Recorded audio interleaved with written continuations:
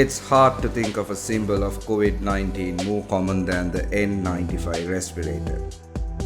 How did a flimsy polymer cup become the most significant health device of the 21st century? It all started in 1910 with a little known doctor who wanted to save the world from one of the worst diseases ever known.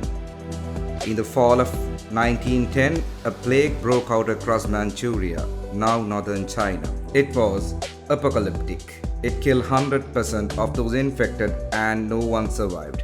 It killed them within 24 to 48 hours of the first symptoms. No one had come across something like this. What followed was a scientific arms race to deduce what was causing the plague and stop it. The Chinese imperial court brought in a doctor named Lian Te Wu to head its efforts. After conducting an autopsy on one of the victims, Wu determined that the plague was not spread by fleas, as many suspected, but through the air. Expanding on the surgery mask he had seen in the West, Wu developed a stronger mask from gauze and cotton, which wrapped securely around one's face and added several layers of cloth to filter breaths. His invention was a breakthrough, though some doctors were skeptical about it. Though others tried designing their own mask, Wu's mask won because in empirical testing it produced users from bacteria. It was also a great design. It could be made by hand out of materials that were cheap and in ready supply. Between January and February of 1911, mask production increased to unknown numbers. Medical staff wore them, soldiers wore them, and everyday people wore them. Not only did that help prevent the spread of the plague, they became a symbol of modern medical science. The N95 respirator, which evolved over hundreds of years in response to multiple crises, will only continue through and beyond the COVID-19 pandemic. Long before it was understood that bacteria and viruses could float through the air and make us sick, people improvised masks to cover their faces. Doctors initially started wearing the first surgical masks in 1897. They weren't much more than a glorified handkerchief tied around one's face, and they weren't intended to filter airborne diseases, which is still not the point of surgical masks today. They were and are used to prevent doctors from coughing or sneezing droplets onto wounds during surgery. Can face masks help reduce the spread of the coronavirus disease? Yes. Face masks combined with other preventive measures such as getting vaccinated, frequent hand washing and physical distancing can help slow the spread of the virus that causes COVID-19. One should wear the most protective mask possible that you will wear regularly. Fits well and is comfortable. Respirators such as non-surgical N95 gives the most protection. KN95s and medical masks provide the next highest level of protection. Cloth masks provide less protection. If you have a weakened immune system or have a higher risk of serious illness, wear a mask that provides you with the most protection possible when you're in an area with a high number of people with COVID-19. There are different types of face masks. Let's look at those that are most popular. Medical masks, also called surgical masks, are loose-fitting disposable masks. They are meant to protect the wearer from contact with droplets and sprays that may contain germs.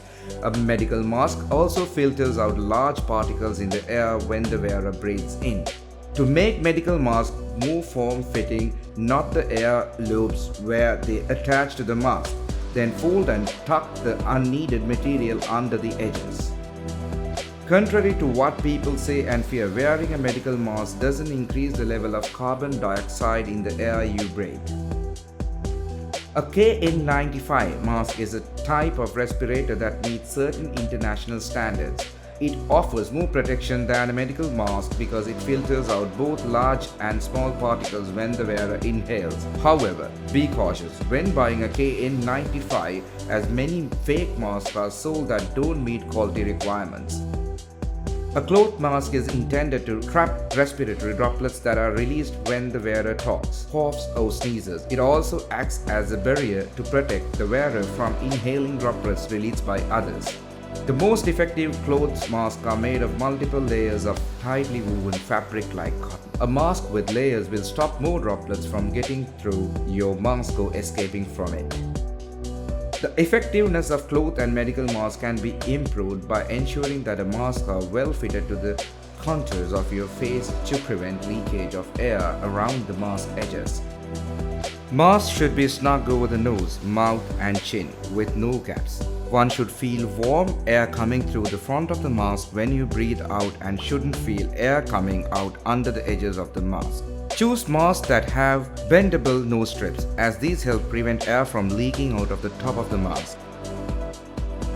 Mask with several layers offer more protection. Some people choose to wear a medical mask under their cloth mask. In such instances, the cloth mask should press the edges of the medical mask against the face. Don't add layers if they make it hard to breathe or block your vision. And don't use another mask with a KN95. If you wear a KN95 or N95, make sure it fits and seals close to your face. A child's mask should be specifically made for children in order to fit properly. Make sure it fits snug over the nose, mouth and chin. Proper use, storage and cleaning of masks also affects how well they protect you. Don't put masks on anyone who has trouble breathing or is unconscious or otherwise unable to remove the mask without help. Don't put masks on children under age 2. Don't use face masks as a substitute for physical distancing. In the COVID-19 pandemic, governments recommend using face masks to avoid the transmission of COVID-19 from infected people to others. The use of face masks or covering by the general public has been recommended by health officials to minimize the risk of transmission, with authorities either requiring their use in certain settings, such as on public transport and in shops, or universities in public. Earlier in 2020, the World Health Organization had only recommended medical masks for people with suspected infection and respiratory symptoms, their caregivers and those sharing living space, and health care workers. In April 2020, the WHO acknowledged that wearing a medical mask can limit the spread of certain respiratory viral diseases, including COVID-19, but claimed that medical masks would create a false sense of security and neglect of other necessary measures such as hand hygiene. As masking became widespread during the pandemic, it gave rise to the issue that many individuals of the public are not correctly handling and wearing their masks. Sri Lanka too faced the COVID-19 crisis, and the citizens were continuously reminded to wear the mask, sanitize hands frequently and maintain social distancing. Organizations and schools implemented the guidelines issued by the World Health Organization.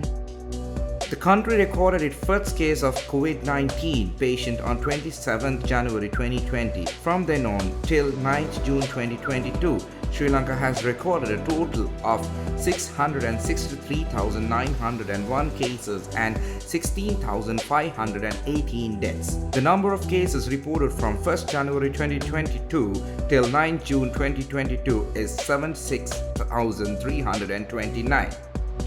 On 9 June 2022, the Ministry of Health issued a circular stating that wearing a face mask is no longer mandatory indoor or outdoor settings. It also announced that performing the COVID-19 PCR test and rapid antigen test as a screening test will be halted. The public has been requested to be socially responsible despite the removal of the mask mandate in the country.